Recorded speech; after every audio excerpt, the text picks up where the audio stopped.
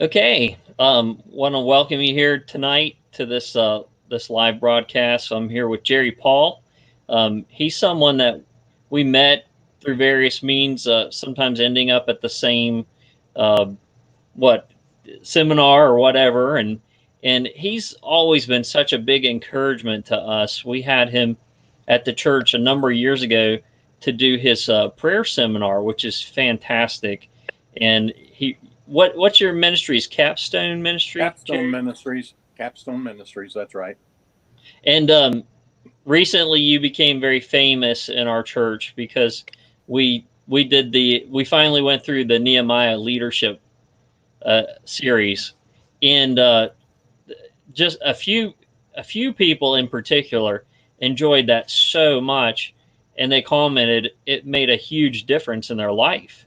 Um, so sometimes you don't even know the impact you're having on people that you've never met, really, or I appreciate very hearing. rarely. I'm going to be teaching that next fall at Summit Theological Seminary School of Preaching, and it's a whole semester on problem-solving leadership. The Book of Nehemiah. It's probably the same thing that you heard, only it's a shortened version of it's what you had. Well, Jerry, we're just so thankful that you're willing to help us out with this virtual revival. And maybe someone else has tried it, but we had never heard of it before.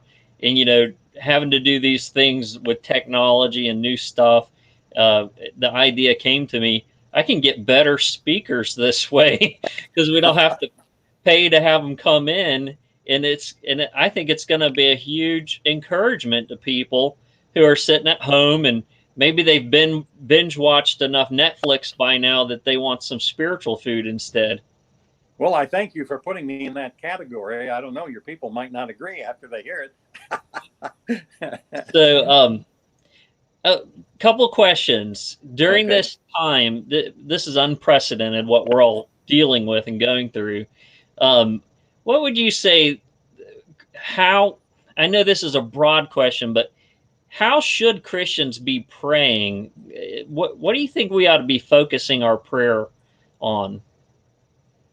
Well, this may sound strange. Obviously, we need to pray for our government and the leaders at all levels to have wisdom, Right. because this is such a challenging situation, and there are so many different viewpoints. A lot of people are really uh, taking our president on and their governors. Until you have sat at the top of an organization and been the one that had to make that final decision, you can't appreciate what they're doing. I've been there, and I would not want to be in their shoes at all. So I think first and foremost right now is to pray for them. But I think we ought to pray for ourselves, Mm-hmm. because really this is a tremendous opportunity. Uh, the book of First Peter, it just fits this situation perfectly. Now, Peter's talking about people being persecuted, but he's basically talking about when everything seems to be going against you, it's not what you want. And his plea is live a holy life, set the kind of an example you should set. And he holds up Jesus as the example. And he says, you should handle the situations you're in the way Jesus handled the crucifixion. And then he goes on and leads us to the fact that if we live this way, we're going to have some people come to us and say, how in the world could you handle it that way? Why do you have this hope that you have? And he says, be ready to tell them. And let's face it, right now, nobody can go to the church building. But another fact, I'm in fact just reading a book about an hour ago that talks about the fact that we're not having much luck getting people come to church buildings anymore. Yeah. That's harder and harder because they're not interested in even a community relationship. That means it falls on us individually. And so I would say we need to pray that God will really help us through the power of His Spirit to be the kind of Christ like people that we ought to be, so that when we're with those people, we can make an impact that's going to make them say, there's something different about those people. I need to check it out. And of Yeah. course, we need to stand up for our faith and speak it, not just go out and hope they see it, but speak it. And Right. then the third thing to pray for is them. Uh, you know, I always told our people, we know we're not going to win everybody to Christ, but And any given day, there are people out there who are looking for what we have in Jesus Christ. Our job isn't to win everybody to Christ. Our job is to go out there and find those people that are looking. Now, they may not even know what they're looking for, and they may not even know they're looking. Right. But our job is to go out there and find them, and then let our example in sharing the gospel bring them to Christ. I think this could become a tremendous opportunity for Christians if we use it the right way. Right. Yeah. I, from what we're seeing, we have no drop off in attendance. We've actually seen an uptick. More people tuning in for the Sunday morning online service than were actually coming to the building. Now, some of that may be because for them it was just a bad time, and that's what we were offering, and now they can participate in an easier manner. Some of them were shut in. Some of them, you run into single people who, for whatever reason, they feel awkward to even walk in a church building because they're alone. That's right.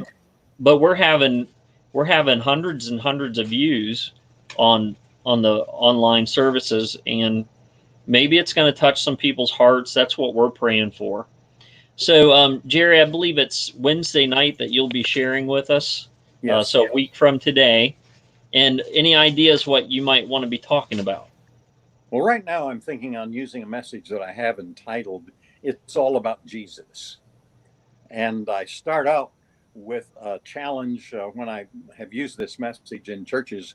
I make an absolute guarantee to them that I'm about ready to challenge them to do something that I know no preacher who's ever preached in the history of their entire congregation, and I did this with a church that was 150 years old recently, they've never been challenged to do what my first challenge is. Now, I'm not going to put it out here now because obviously that's very titillating. And it sounds dramatic, and it is dramatic, but there's a reason behind it, and it's very logical when I come on through. And we're just basically, and that's why I'm zeroing in on this particular message, I think. It just shows how Jesus is the answer to everything. Amen. And I show the different ways in which he's an answer to every situation that we face in life. And it just seemed to me that'd be a logical one to close off your 4 nights together, and it gets the message of Christ out there. Well, Jerry, Mr. Paul, I so appreciate you. Thank you for doing this. I want to keep this short so that it'll be a short video that a lot of people will be able to view in one setting. So we're going to say a good night to you, and okay. We respect you so much, and we'll be praying for your message and looking forward to it. Thank you. It's been good being with you, Jason. We'll see you next week. All right. God bless. Good night.